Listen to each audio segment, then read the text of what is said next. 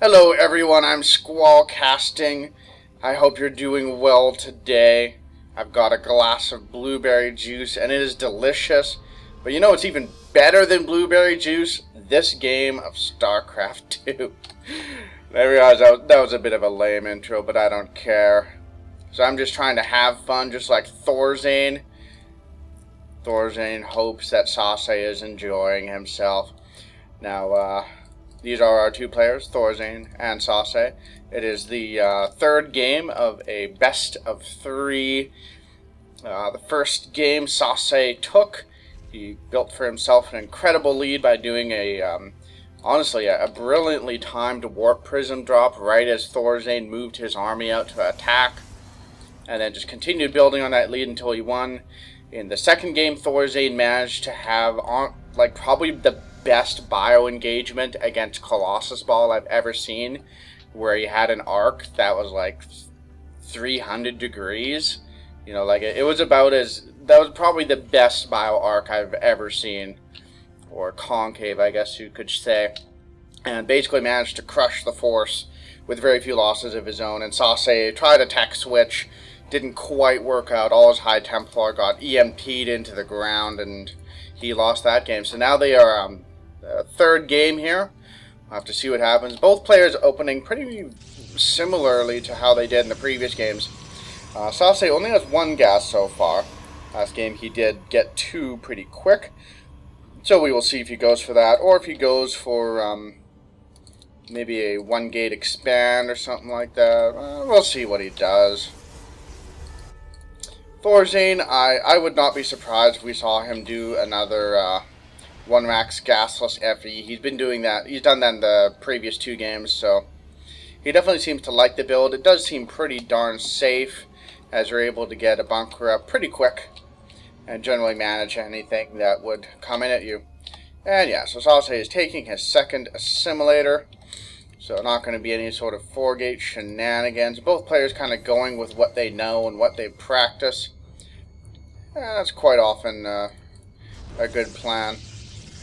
Most of the time when a player tries for something really dramatically different, it's something they've not actually practiced, and then it can just, you know, lead to bad things, and, you know, they're not executing as well, and then they just kind of lose. So if you're ever in, say, a tournament situation, hypothetically, I would argue that in general it's better to go with what you know and what you have practiced really well, rather than trying to surprise your opponent. Unless it's a different build, but you actually have practiced it. Anyways, I'll stop talking about that. So Thorzain is getting his two gases up now. This is pretty typical. He starts on those after the expansion is underway, and that way he's still able to tech up pretty reasonably quickly, but he still lets you get the expansion very quickly. The Zealot is repelled, doesn't take any hull damage, just a little bit of shield damage, so we'll head on home. And Sase is also expanding as well, at basically the same time, I believe. I don't remember the exact numbers, but so far both players very much mirroring what they did the past two games. Will be interesting to see if there are any deviations at any point. Thorzain has been going for the standard bio medevac build, and then either getting Vikings if Sase is going Colossi, or going for Ghosts when Sase went for High Templar Archon and charge lots. So not too much else to say. Oh wow, Day 9 was in this game. That's exciting.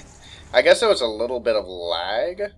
Have fun. It froze for me like 5 seconds. Okay, speak to stage manager before resuming. Yeah, lag. Okay.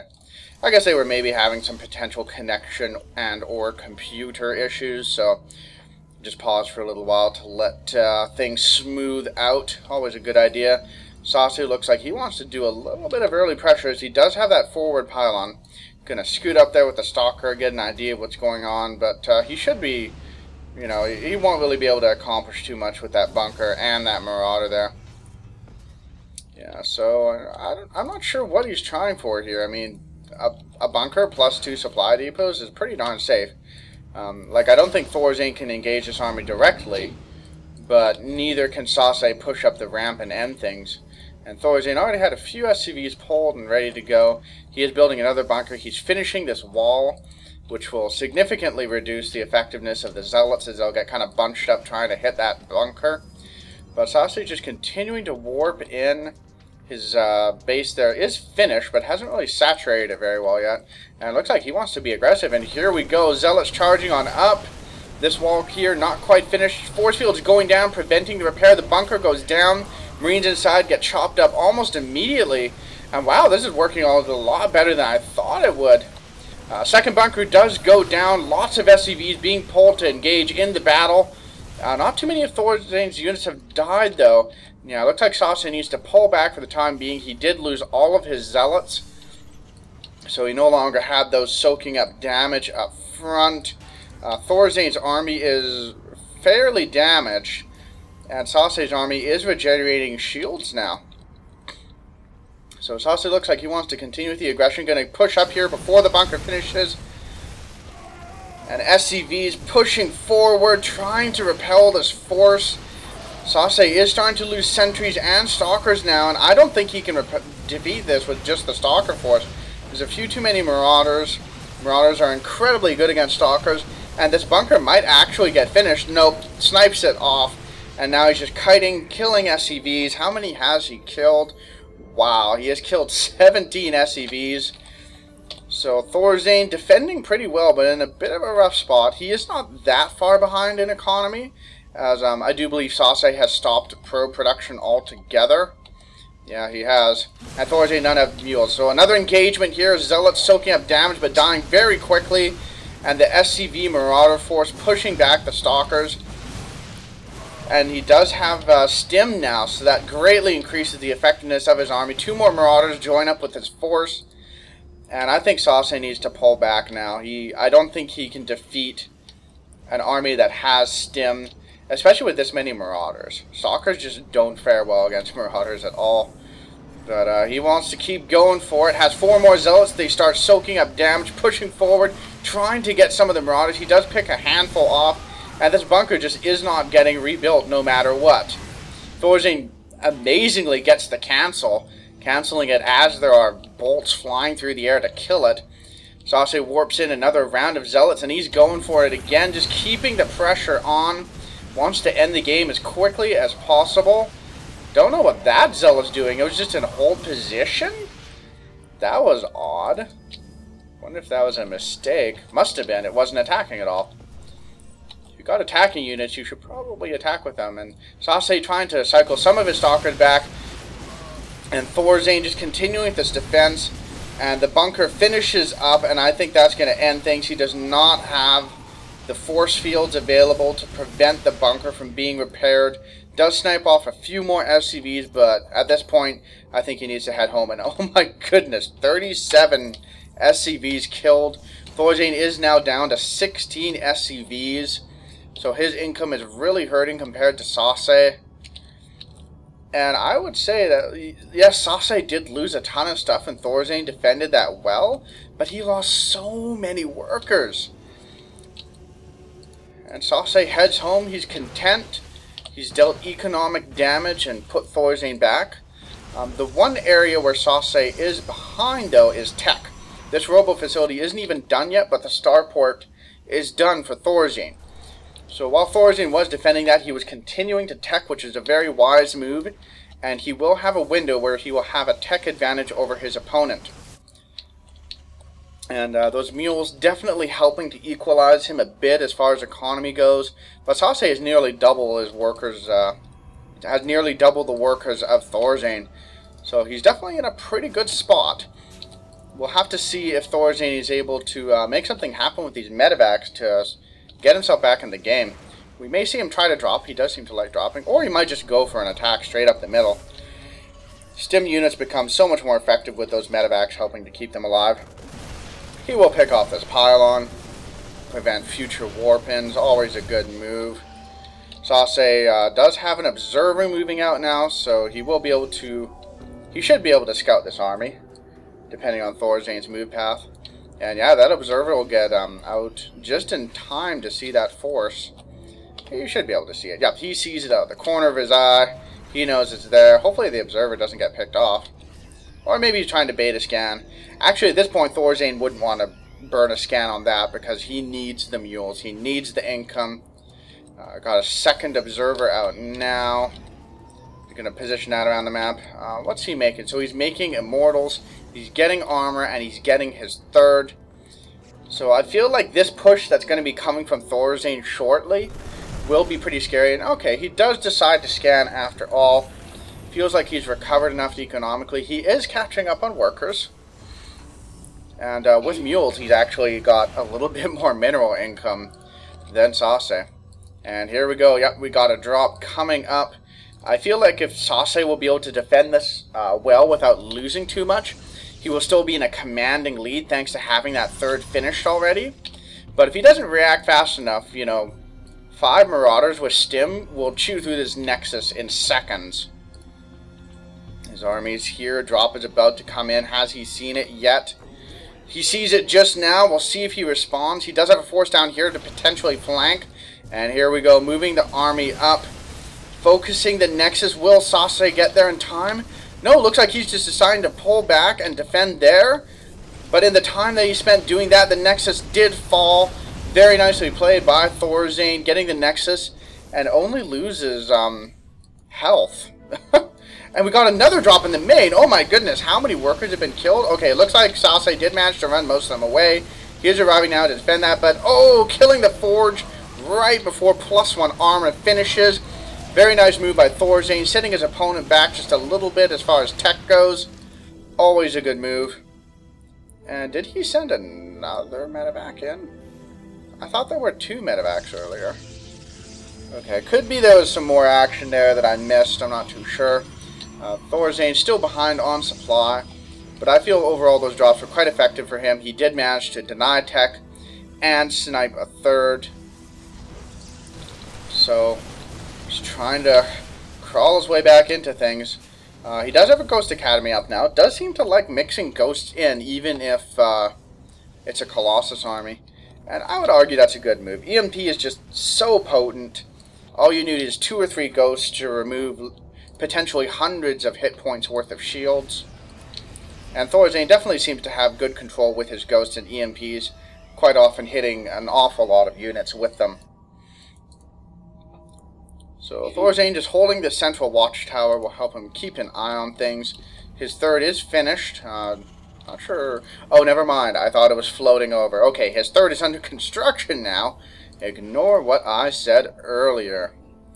Now, Sase is getting Storm and Charge. So Thorzain, it seems, correctly assumed that there would be a High Templar coming and reacted appropriately. Now, Sase is resuming work on his upgrades. He will have 1-1 done shortly. But I do believe Thorzain, yep, he's already on 1-1, and 2 attack is on the way. We will probably see 2 armor shortly thereafter, unless he has only 1 NG bay. Nope, he's got 2, so just doesn't quite have the money yet to start that second upgrade. Hopefully he will soon. Upgrades are so crucial. But Sase doing the intelligent thing, dumping all of his chrono boost into those upgrades, and that will help him to equalize just a little bit faster. And getting those upgrades quickly, always so important. This is literally a game of seconds. If you get into a big battle when you don't have an upgrade, and the upgrade finishes after you've lost your entire army, it's honestly the worst feeling in the world. Because upgrades make a big difference. So Thorzain, just continue to macro up, has started adding on ghosts, getting marines. His third is finished, morphing this one into an orbital, not a PF. The previous 2 games we did see him make those that third into planetary fortresses.